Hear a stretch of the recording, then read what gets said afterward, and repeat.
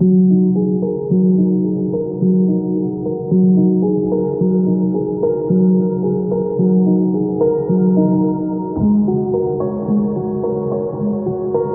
always say that 35mm is my favorite focal length.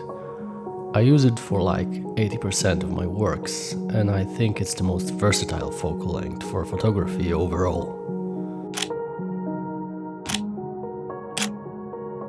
This is why I'm always fond of trying more 35s. Samyang's 35 1.8 is on the market for a long time now, but I actually picked it up in 2024 and decided to give it a try with my good old A7 II. So this whole video was shot on Samyang 35 1.8, except the lens takes, and this is my experience with yet another Samyang's tiny series lens. I like to call this lens Sony's little brother, as it's definitely a cheaper and smaller alternative to Sony's FE35 1.8. Samyang 35 1.8 surely feels like a less expensive and less durable alternative with its plastic build, but the tiny series have proven that the image quality doesn't fall behind in this case.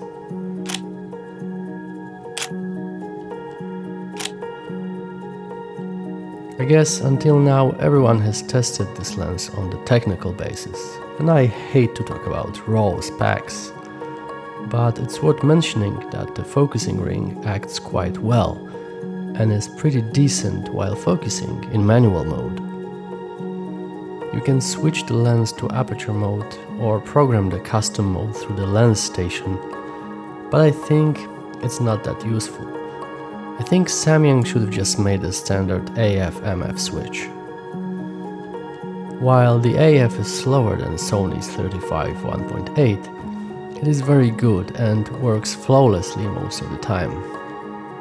It's quiet and suitable for video recording with an on-camera mic.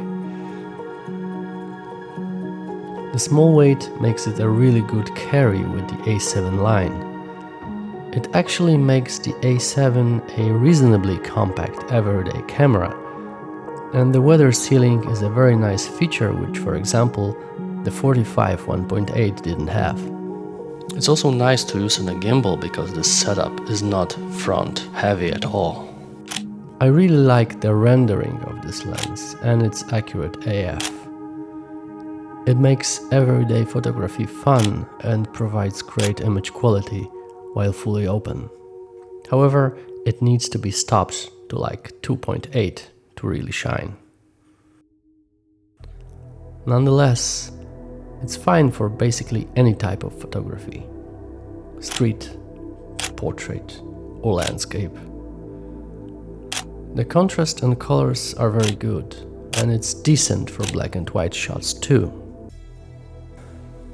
One thing I should mention is that the front element seems to be very sticky. It attracts dust and easily catches surface spots from the air when you're outside.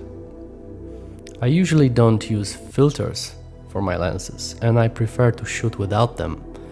And in most cases I just clean them with a blower brush and occasionally with a soft cloth. But in this case, I just had to apply a protective UV filter to keep the front element clean, as I was annoyed with constant polishing the lens every time I took it for a short walk. Anyway, this lens has given me tons of fun and pretty decent pictures. Along with Sony A7 II, it's probably the most convenient budget-friendly combo to get yourself into full-frame photography, while providing great image quality for the price you pay. I think Samyang is somewhat underrated on the market, as it provides great optics for photography enthusiasts for a fair price. If you're looking for a good quality 35 for your full-frame camera that won't ruin your wallet, you should probably believe all those positive reviews regarding Samyang's 35 1.8 that you've probably heard before, and including this one. All the reviews on this channel are independent, and I gather all the gear I have with my own money, or sometimes I rent it. So I'm not trying to sell you this lens, but as a passionate photographer, I like to recommend things that I would use myself. If you are a 35mm focal length lover, you'll probably won't love this lens to the moon and back, but it will definitely be a fiery romance. Keep on shooting, my friends.